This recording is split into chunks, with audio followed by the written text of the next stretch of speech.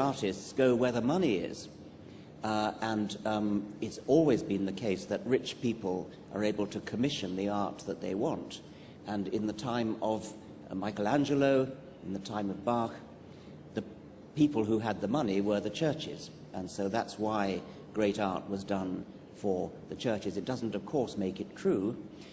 I would even go so far as to say that the story, for example, of the St. Matthew Passion is a very, very moving story. It's not just the music of Bach that makes it moving. It is a moving story in itself, and one can, of course, appreciate the drama and the emotions of great fiction.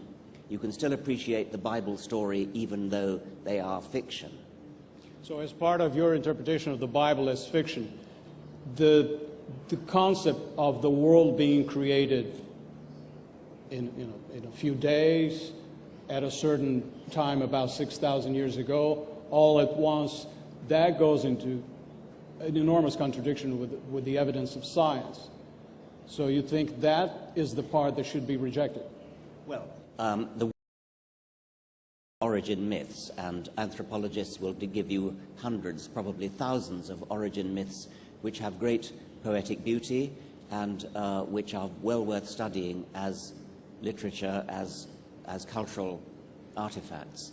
The particular origin myth that we're most familiar with, which is the Jewish one, which I think has its origins in Babylon, is no more beautiful, no less beautiful than any other.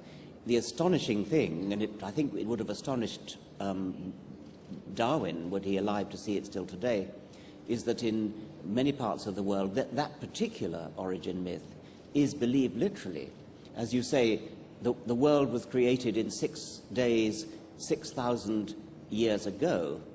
Now that's not just slightly wrong, that is colossally wrong. And a way to illustrate that is to say, since the true age of the world is 4.6 billion years, to believe that the world is only 6,000 years old is equivalent to believing that, I calculated it, the width of North America from New York to San Francisco is 8 meters. As an evolutionist, a Darwinist, you obviously don't believe in an afterlife, which is the inspiration for many people as a purpose of life. So in your concept, what is the purpose of life? Is it life itself? Well, one kind of purpose of life, the biologist's one, is the one that is the basis of my first book, The Selfish Gene. And on that scientific level, the purpose of life is the propagation of DNA. And there is poetic inspiration in that, but it probably isn't going to be very satisfying to individuals. Individuals make their own purpose in life. Each one of us, to a greater or lesser extent, lives by our purposes. It may be to write a great book, a great symphony. It may be to win a football match. It may be to bring up your children in health and happiness. There are all kinds of purposes that individuals can make, every one of us can make. And we'd better make our own purposes, because this is the only life we're going to get. And so the belief that this is the only life we're going to get sharpens our view of the world. It makes us value life more. It makes us take life seriously, but it also makes us enjoy life to the full, because this is the only life we're going to get. And to lead this life in a less than full fashion, because you think you're going to get another one, is a terrible, terrible waste of the gigantic privilege it is to have a life at all. Because each of us are enormously privileged. If you calculate the odds against each one of us coming into existence, our parents had to meet, not only did they have to meet, they had to have sexual intercourse at a particular time, a particular sperm had to find a particular egg, the same thing had to happen to our grandparents, our great-grandparents, all the way back through the pilgrimage to the origin of life. Not one of us here has any right to expect to exist. We do exist by a fantastic piece of good chance. Don't waste it. It's the only life you're going to get.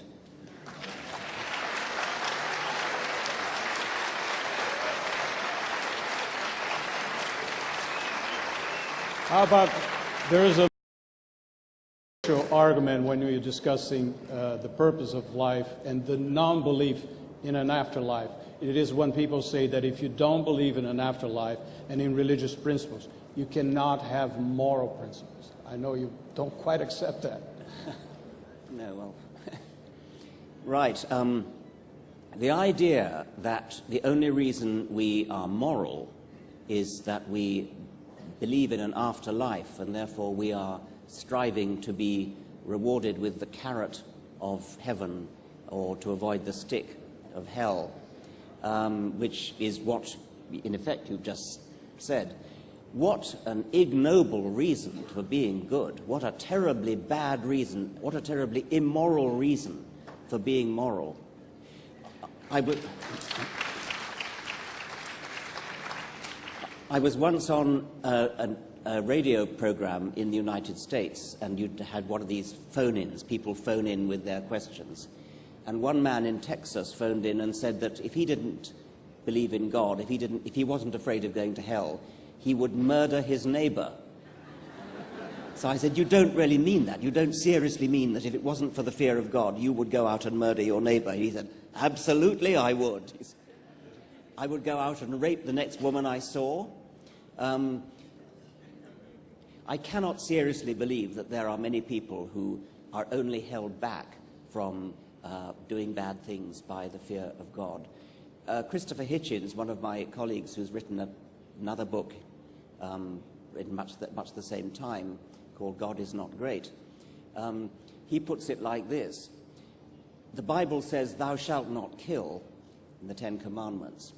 And he sarcastically remarks, do you really mean to say that when Moses came down from the mountain with the tablets that said, thou shalt not kill, people said, oh, thou shalt not kill. Oh, right. Oh, all right, we thought it was rather a good idea to kill. The other, yes, okay, I think yeah. In another book of yours, The Devil's Chaplain, also published in Brazil a few years ago. And by the way, you're not the Devil's Chaplain, you make it clear in the book. You write a letter to your daughter, who was then 10 years old, and you warn her against the influence of tradition, authority,